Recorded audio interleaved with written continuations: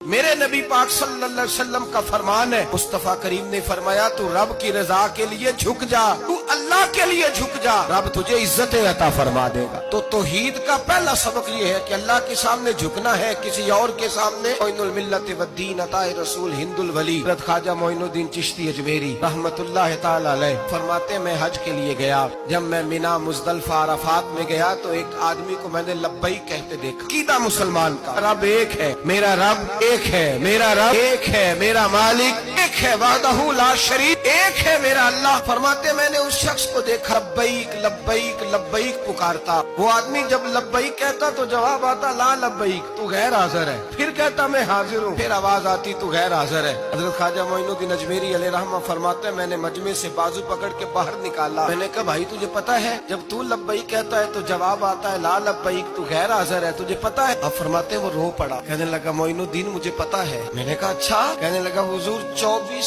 سال بیت گئے، میں ہر سال حج کرنے آتا ہوں، یہ میرا 24واں حج ہے، ہر سال آ کے کہتا ہوں لبیک لبیک، میں مصطفیٰ کریم کا وسیلہ لیے حاضر ہوں، لبیک لبیک۔ یہ بے نیاز ہے، ہر سال مجھے کہتا ہے لا لبیک، تو غیر حاضر ہے، ہر سال کہتا ہے۔ خواجہ صاحب فرماتے ہیں اس کی بات سنی تو میرے وجود کے رونگٹے کھڑے ہو گئے۔ میں نے کہا پھر تو ہر سال آ جاتا ہے، ہر سال ہی آ جاتا ہے، 24 سال ہو گئے ہر سال۔ فرماتے اس نے توحید بیان کی تو میری چیخیں نکل گئیں، میدان عرفات میں کھڑے ہو کے اس نے توحید کا اعلان کیا تو میرا وجود تڑپنے لگا، آہیں اور سسکیاں نکلنے لگیں۔ کہنے لگا معین الدین ایک ہی تو رب ہے، یہاں نہ ہوں تو کہاں جاؤں، تو کوئی اور رب بتا دے میں وہاں چلا جاتا ہوں، اب ہے ہی ایک، کہیں اس کے دروازے پہ رکھے تب بھی ٹھیک ہے، نہ رکھے بھی اس کی بے نیازی ہے یہی، کہاں جاؤں، اس کے دروازے پہ جھکوں، یہی میرا مالک، یہی میرا خالق، یہی میرا رازق۔ خواجہ صاحب فرماتے میں وہاں کھڑا تھا، عاطف غیب سے آواز آئی معین الدین تو پیچھے ہٹ جا، یہ میرا اور میرے بندے کا معاملہ ہے، تو اس کے بیچ نہ آ،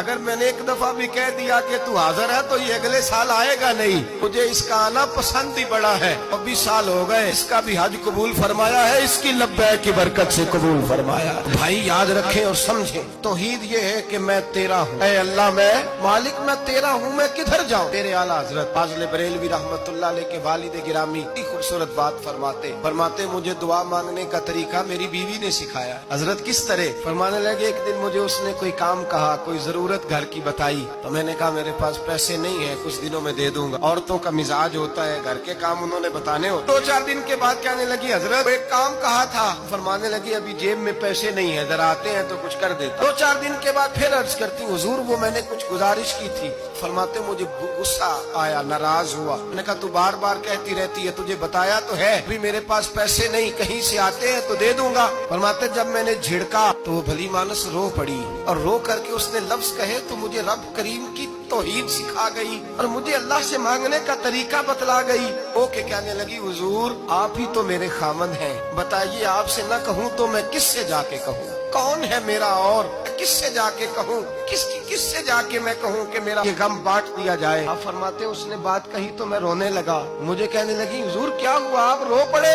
تو میں نے کہا سمجھ آ گئی ہے، جب میں بھی کہوں گا نا مولا میں بڑا پریشان ہوں، میں دکھی ہوں، تکلیف میں ہوں، آزمائش میں ہوں، میں بیمار ہوں، اے اللہ اولاد کی وجہ سے پریشان ہوں، اے اللہ میں جوان بیٹی کے سبب سے پریشان ہوں، اے اللہ فلاں تکلیف سے پریشان ہوں، اے اللہ میر زبانہ میری غربت کا مذاق اڑاتا ہے، اے اللہ جائیدادوں والے مجھ بے گھر کو ستاتے ہیں، اے مولا زمانے کی تیز دھوپ آ گئی ہے، تو ہی میرا رب ہے، بتا تجھے نہ کہوں تو کس سے کہوں، تیری بارگاہ میں عرض نہ کروں تو کدھر جاؤں، تیرے حضور ناز نہ ہوں تو کہاں جاؤں؟ فرماتے ہیں جب میں یوں رو کے دعا کروں گا تو عرش کا مالک یقیناً دروازے کھول کے فرمائے گا میرا بندہ جو مانگتا ہے اسے فوراً عطا فرما دو، جو کہتا ہے اسے دے دو۔ اللہ کی بارگاہ میں جھکے گا تو اللہ کے حضور توحید کا تجھے رزلٹ یہ ملے گا کہ جگہ جگہ جھکنے سے تو بچ جائے۔ دوسرا فائدہ توحید کا یہ ہوتا ہے کہ عالمگیر سوچ پیدا ہوتی ہے۔